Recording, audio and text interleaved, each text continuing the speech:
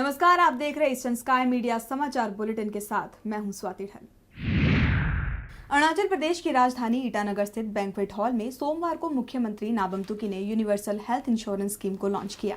इस समारोह में नाबम तुकी ने बताया कि इस योजना का सीधा लाभ प्रदेश की आम जनता को मिलेगा। इस योजना के दायरे में सरकारी अधिकारी, सांसद और विधायक नहीं होंगे। योजना के तहत आम जनता को बायोमेट्रिक कार्ड प्रदान किए जाएंगे, जिसके जरिए लोग अपना निजी अस्पतालों में भी कम फीस में इलाज करवा सकेंगे। स्वास्थ्य एवं परिवार कल्याण की सचिव इंदिरा मालो ने बताया है कि फाइनेंस कमिश्नर की अध्यक्षता में बनाई गई कमेटी की देखरेख में योजना का काम जारी है। मालो ने जानकारी दी है कि राज्य सरकार ने जिले के सभी सरकारी अस्पतालों को स्कीम को लागू करने के लिए 10 करोड़ रुपयों की राशि मुहैया करवाई है। वहीं इस मौके पर राज्य सरकार ने स्कीम से जुड़ी किसी भी परेशानी या जानकारी प्राप्त करने के लिए एक टोल फ्री नंबर 180020902001 जारी किया है। मुख्यमंत्री नाबम तुकी ने योजना को लॉन्च करते हुए आश्वासन दिया है कि ये योजना लोगों की उम्मीदों को नहीं तोड़ेगी। हालांकि शुरुआती दौर में कुछ परेशानियां आने की बात भी सीएम ने की है। We are here today for the sensitization program on activation of the smart cards of the Arunachal Pradesh Chief Minister's Universal Health Insurance Scheme. Sir, I would like to mention here that medical officers from across the state, from various district hospitals, medical superintendents, then district medical officers, district RCH officers, and also officers from the community health centers are present here today.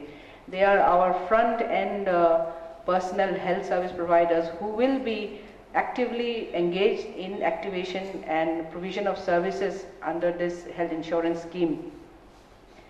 There are many doubts as well as there are many questions regarding the scheme. Since it's a new scheme, the information percolation has not been as much as desired, but by and by we are learning as we are going along, and today we have happily been able to release a manual detailing all the information. And let me also assure this at the beginning that this information, the guidelines, the package rates, the list of M-panel hospitals is an ongoing process. शुरुआत है, थोड़ा कठिन तो होगा, थोड़ा कहीं ना कहीं ये हो सकता है, गलती हो सकता है।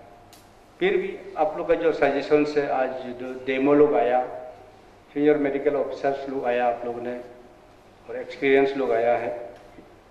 अब आज ये बता दीजिए कि कहाँ में क्या गलती है, कैसे करना है। और मैं इंश्योरेंस कंपनी को भी मैं अनुरोध करूँगा, आप लोग तो प्राइवेट कंपनी तो नहीं है, भारत सरकार का कंपनी है। ये अरुणाचल का लोगों को, आम जनता को सेवा करने के लिए है। हम सब एक टीम होके सेवा करना पड़ेगा, टीम के साथ काम करना पड़ेगा। चाहे भारत सरकार हो या स्टेट का हो, दोनों सरकार तो पब्लिक के लिए है, हम सब पब्लिक सर्विस के लिए। अरुणाचल प्रदेश में हॉर्टिकल्चर विभाग ने मसालों की खेती को प्रोत्साहित करने के लिए स्पाइस बोर्ड ऑफ इंडिया के साथ समझौता किया है।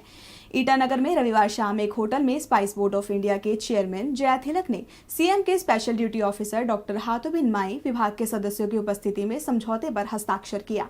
ये पहला मौका है जब बोर्ड ने देश में किसी राज्य के साथ ऐसा समझौता किया है। ईटानगर बैंक्वेट हॉल में मसालों की खेती को बढ़ावा देने के लक्ष्य से बुलाए गए 2 दिवसीय सेमिनार के बाद ये समझौता हुआ।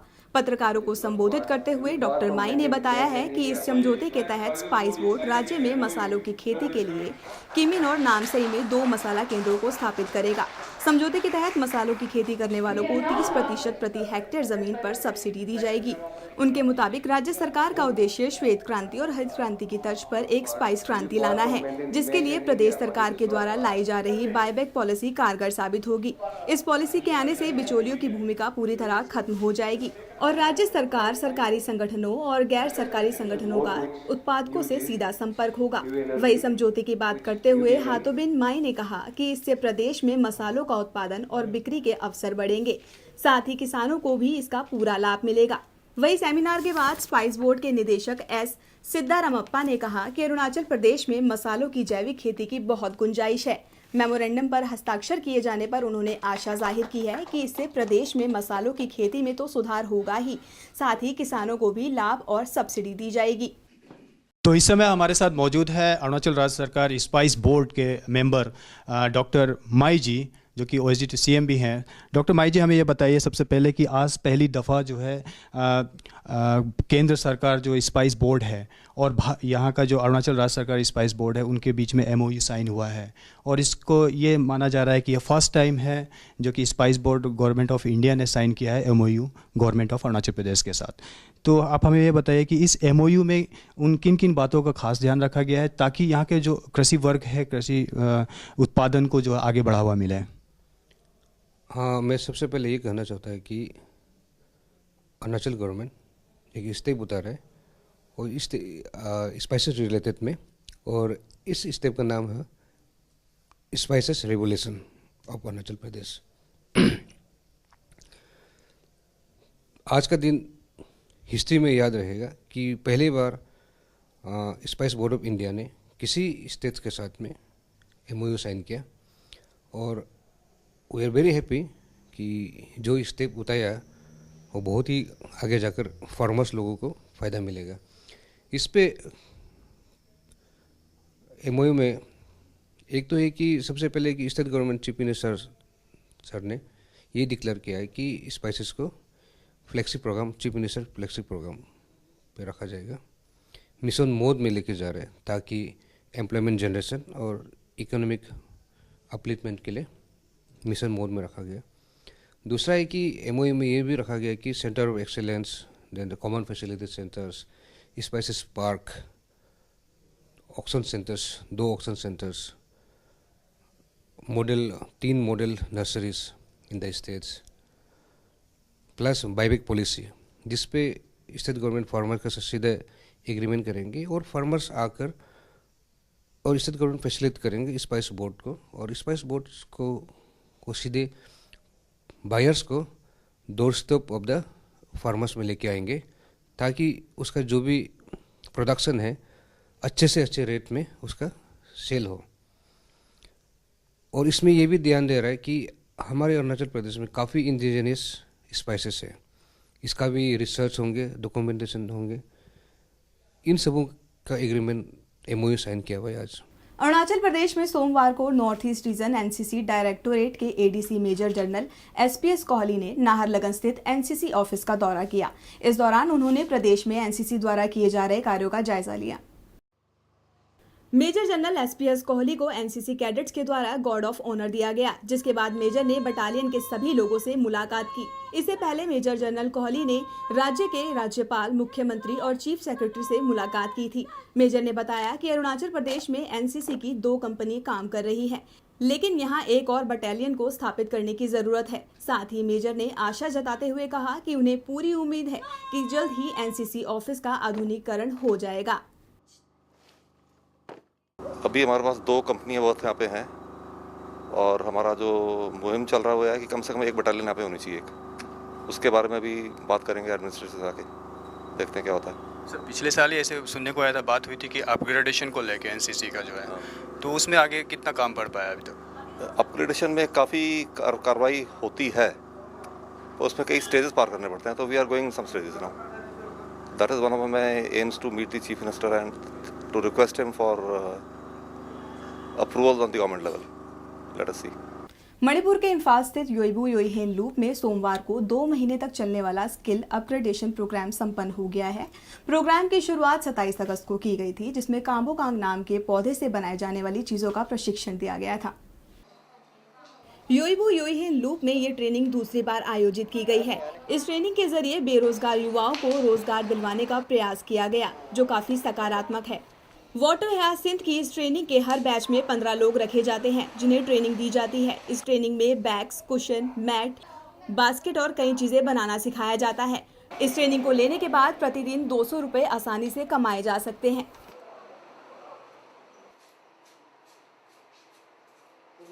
अरुणाचल प्रदेश की राजधानी ईटानगर मार्केट स्थित पब द ब्लूज में शनिवार को डिजाइनर याना नकोवा ने फैशन शो का आयोजन किया। याना नगोमा ने बताया कि शो को आयोजित करने का मकसद लोगों को परंपरागत पहनावे के इस्तेमाल के लिए प्रेरित करना था। याना नगोमा ने इस बात पर जोर दिया कि लोगों को मशीनों से बने कपड़ों की बजाय हाथों से बने कपड़ों का इस्तेमाल करना चाहिए। नगोमा ने कहा कि हाथ से बने कपड़े लंबे वक्त तक काम करते हैं। वहीं नगोमा ने जानकारी दी है कि 7 से 10 नवंबर को नई दिल्ली में होने वाले नॉर्थ ईस्ट फेस्टिवल में वो भी भाग लेंगी और अपने डिजाइनर किए हुए कपड़ों का शोकेस लगाएंगी।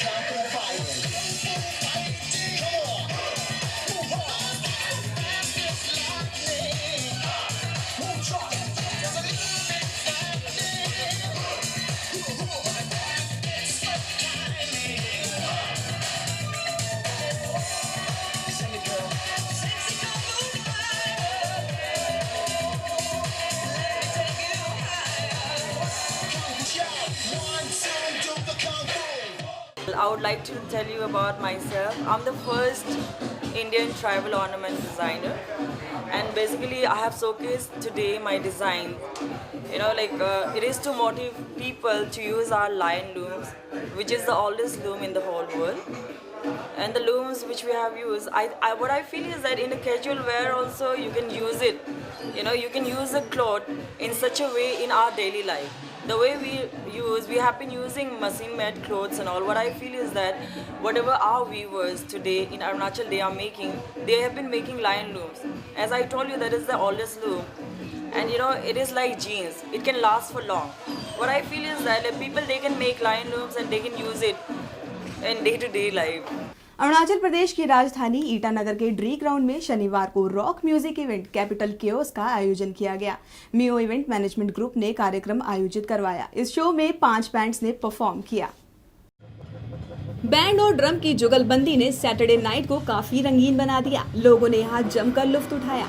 इवेंट के डायरेक्टर ताना दोनी ने बताया है कि रॉक म्यूजिक को बढ़ावा देने के मकसद से इसका आयोजन किया गया है। साल 2012 से मियो ग्रुप इस तरह के कार्यक्रमों का आयोजन करवा रहा है। इवेंट के दूसरे सदस्य सुबुनामो ने बताया कि इवेंट का मकसद प्रदेश के लोकल बैंड्स को प्रोत्साहन करना है और युवाओं के लिए रोजगार का प्लेटफॉर्म तैयार करना भी इसमें शामिल है। वहीं मियो के सदस्य तेंजिन मुस्बोई ने भी प्रोग्राम की जानकारी दी।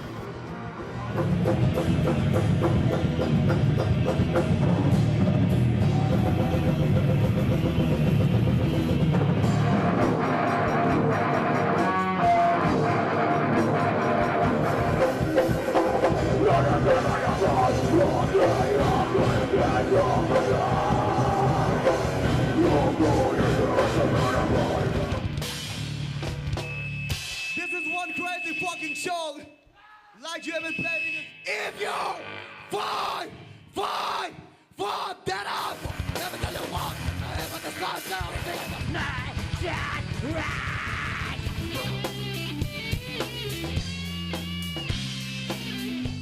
हमारा मेन ऑब्जेक्टिव है एक प्लेटफॉर्म देना यहाँ के लोकल म्यूजिशियंस को, जो कि यहाँ का लोग जो normally rock and metal scene को इतना मतलब like they don't look out ना, तो फिर there is a lot of potential in these musicians and that's what we want to give them a good platform, nothing else. This is almost the like यहाँ पे तो almost non profit type का चल रहा है। इसमें हमारा कुछ नहीं, it's not about the money और anything like that, it's only about promoting good music. ये हम लोग हम लोग इसको स्टार्ट किया था 2012 से।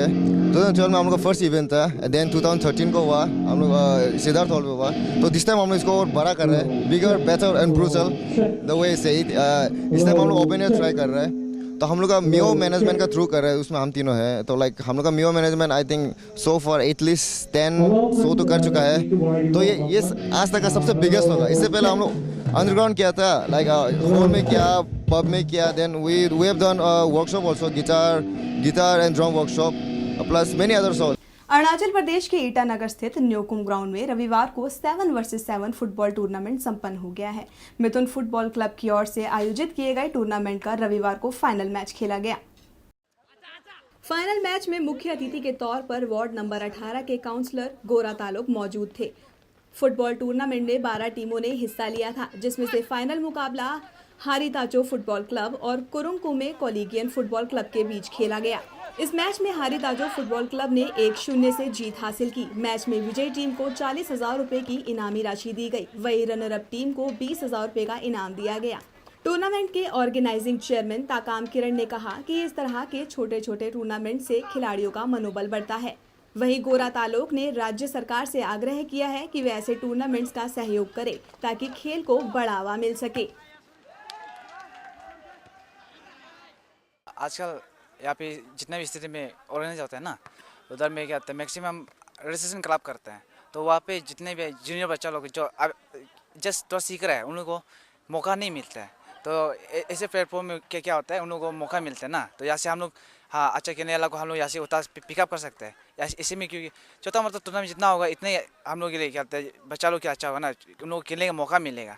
और अगर आप उधर में रजिस्ट्रेशन जो टीम है वो सब खेल सकते हैं उनसे, उसमें तो अच्छा खेलने वाला से लिस्ट होगा। जो अभी छोटा बच्चा लोग उसको तो खेलने ही नहीं मिलेगा। तो ऐसे होने से जो खेल रहा है उन लोग खेलते जाएगा, इसमें बुरा में उन लोग खत्म हो जाएगा। इसका फ्यूचर हम लोग फुटबॉल तक मर ही जाएगा ना। तो उसके लिए ये सब इवेंट हम लोग ऑर्गेनाइज किया ना। अरुणाचल फुटबॉल एसोसिएशन को अपील किया था ना, ये हम लोग को अप्रूवमेंट दो बोल के। तो ये एसोसिएशन जनरल सेक्रेटरी क्या होता है, ये जो किपा अजय जो बोला था हम लोग एप्लीकेशन लिखने के लिए, तो एप्लीकेशन लेके हम सबमिट किया था। तो जो हो गया, तो हम प्रेसिडेंट के साथ गया था, ये तकम संजय के साथ ना। तो उसमें गया तो उसने बोला ये टाइगर 7 ऐसे क्या अप्रूव नहीं कर सके वाला है। तो उसके वजह से तो हम लोग उन लोगों को तो हेल्प मांगने गया था, तो उन लोग मना कर दिया, अप्रूव नहीं दिए।